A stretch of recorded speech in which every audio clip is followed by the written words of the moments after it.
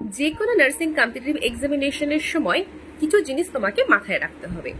হতে পারে সেটা কম্পিউটার বেসড টেস্ট বা এক্সামিনেশন, বা হতে পারে পেন অ্যান্ড পেপার টেস্ট। এই সমস্ত পরীক্ষাগুলোর সময় প্রচন্ড একটা প্রেশারের মোমেন্ট ক্রিয়েট হয়, ভয় লাগতে থাকে কোয়েশ্চেন কেমন হবে, আমি কেমন পারফর্ম করব, এনভায়রনমেন্টটা ম্যাটার করে।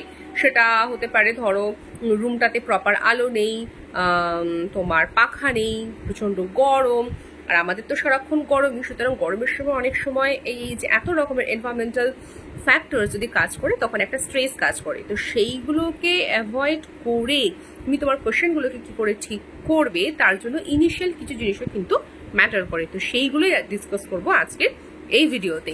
নমস্কার, আমি স্বাতি লেখা, welcome to nursing classes in Bengali. যারা প্রথমবার আমার এই চ্যানেলটাকে ভিজিট করছো তাদের জন্য বলে রাখি, আমি একজন রেজিস্টার্ড নার্স। আমার qualification BSc nursing and MSc nursing.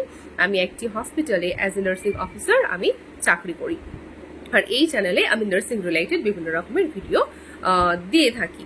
তো এই ভিডিওতে আমি যেরকম বললাম, আমি আলোচনা করব যে এক্সামিনেশন হলে গিয়ে কি কি টিপস অ্যান্ড ট্রিক্স তোমাকে মাথায় রাখতে হবে যাতে তুমি পাজলড না হয়ে যাও, প্রেশারাইজ না হয়ে যাও, আর সিলি মিস্টেক্স অ্যান্ড ভুল জিনিসগুলো করে না আসো।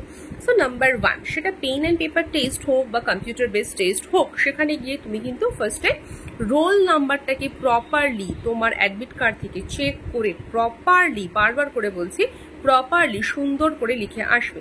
হতে পারে অনেক সময় তুমি সুন্দর করে লিখছিলে কিন্তু একটা ডিজিট বা দুটো ডিজিটে গন্ডগোল হয়ে গেল। In case of pen and paper test তখন কিন্তু পেন থ্রু করবে না, কিছু করবে না, ওর নিচে পরিষ্কার করে আবার তোমার রোল নাম্বারটা লিখে দিয়ে আসবে। বারবার ভয় পেয়ে গিয়ে ওই এক জিনিস সেটা তুমি ভুল করেছো, তার উপর তুমি ওভাররাইট করছো বা তুমি কাটাকুটি করছো, ওই জিনিসটা একদমই করো না। হয়ে গেছে লিমিট, তলায় পরিষ্কার করে সুন্দর করে লিখে দাও।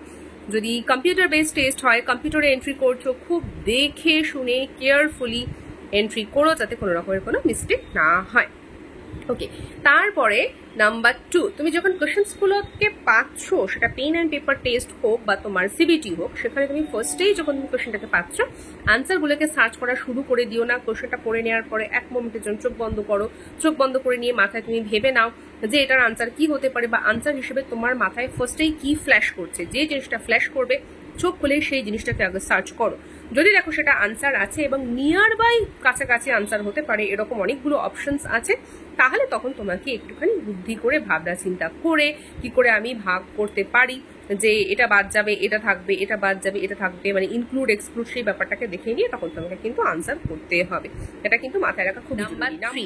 তোমাকে 50-50 রেশিওটা করতে জানতে হবে। কোনো একটা কোয়েশ্চেনের ক্ষেত্রে যখন তুমি দেখলে কোয়েশ্চেনটা পড়ে নেওয়ার পরে তার অপশনসগুলো এমন দেওয়া আছে, তার মধ্যে দুটো অপশন হয়তো তুমি জানো, দুটোর অপশন সম্পর্কে তুমি শিওর নাও, সেগুলোর মধ্যেও আনসার হতে পারে, তোমার জানাটার মধ্যেও আনসার হতে পারে, কারণ গায়ে গায়ে আনসারগুলো আজকাল এমসিকিউ টেস্টে এভাবেই দেওয়া থাকে।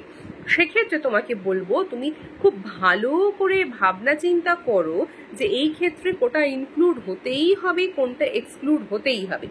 সেইভাবে ভেবে ভাবনা চিন্তা করে একটা কোয়েশ্চেনের ক্ষেত্রে অ্যাটলিস্ট দুটোকে তুমি বাদ দিয়ে দেওয়ার চেষ্টা করো। অপশন থাকে 4টে, অ্যাটলিস্ট তুমি দুটোকে বাদ দিয়ে দেওয়ার চেষ্টা করো। দুটো বাদ হয়ে গেল, এইবার সেই দুটোর মধ্যে কোনটা নিয়ার অ্যাকিউরেট আর কোনটা নিয়ার অ্যাকিউরেট নয় সেইটাকে ভাবনা চিন্তা করো, করে তুমি এটাকে কিন্তু চুজ করতে পারবে। এখানে বলাই বাহুল্য, তোমার পড়াশোনা যদি ভালো না হয়, প্রিপারেশন যদি ভালো না হয়, তাহলে কিন্তু প্রচন্ড প্রবলেম হতে পারে। নাম্বার 4, হলের মধ্যে কে কোথায় বসেছে, তোমার বন্ধু কোথায় বসেছে, কে কার সাথে কথা বলছে, কে টোকাটুকি করার চেষ্টা করছে, কেউ অন্যের কাছ থেকে আনসার জানার চেষ্টা করছে, কেউ ঝুঁকে পড়ে অন্যের কম্পিউটারে কি কোয়েশ্চেন এসছে তার সাথে ওর ম্যাচ করলো কিনা সেটা দেখার চেষ্টা করছে। Please do not do that. কিচ্ছু করো না, নিজের কোয়েশ্চেনগুলোকে পর দেখো, পড়ো, আনসার করো, স্কিপ করো, মার্ক করো for letter, what ever it is, তোমার যেটা করা দরকার তুমি সেটা করো। অন্যেরা কি করছে তোমার দেখার কোনো দরকার নেই। ওকে, অ্যান্ড নাম্বার 5, চেষ্টা করো নেগেটিভ মার্কিংটাকে যাতে অ্যাভয়েড করা যায় অ্যাজ মাচ অ্যাজ পসিবল। আমি জানি অনেক সময় ওই আমি মাত্র 60টা বা 65 বা 70টা কোয়েশ্চেন করে এসেছি, আরো 30টা কোয়েশ্চেন পড়ে আছে, আমার আনসার দেওয়ার খুব ইচ্ছা হয়, মানে যে কোনো মানুষ, মানে আমি বলতে আমি সকলের কথাই বলছি, যে তখন দেখে আমার আনসার দেওয়ার প্রচন্ড ইচ্ছা হবে, মনে হবে এটা হতে পারে করে দিই, ওটা হতে পারে করে দিই। Please do not do that, একদম করবে না। নেগেটিভ মার্কিং থাকলে তো ভীষণ বিপদটা তোমরা বুঝে উঠতেই পারছো, আমাকে আলাদা করে এক্সপ্লেন করতে হবে না। পেন অ্যান্ড পেপার টেস্ট যদি হয় বা নেগেটিভ মার্কিং কোনো ক্ষেত্রে যদি নাও থাকে সেক্ষেত্রে কিন্তু এই জিনিসটা কিন্তু খুব খারাপ প্রভাব ফেলতে পারে। সুতরাং র্যান্ডামলি অত ওরকম মার্ক করা without knowing the answer, please do not do that.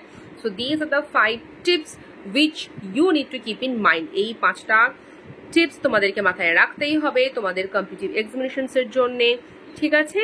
আর ভিডিওটা যদি ভালো লেগে থাকে তাহলে অবশ্যই লাইক করো, শেয়ার করো, নিচে কমেন্ট করে যদি তোমাদের কিছু বক্তব্য থাকে সেটা লিখে জানাতে পারো। আর যারা এখনো সাবস্ক্রাইব করোনি অবশ্যই সাবস্ক্রাইব করো, সাবস্ক্রিপশনটা অবশ্যই ম্যাটার করে, আমাকে মোটিভেট করে আরো নতুন নতুন বিভিন্ন রকমের ইন্টারেস্টিং টপিকে ভিডিও নিয়ে আসার জন্য। ততক্ষণ পড়াশোনা করতে থাকো, মোটিভেট থাকো, আর ভালো থেকো, সুস্থ থেকো।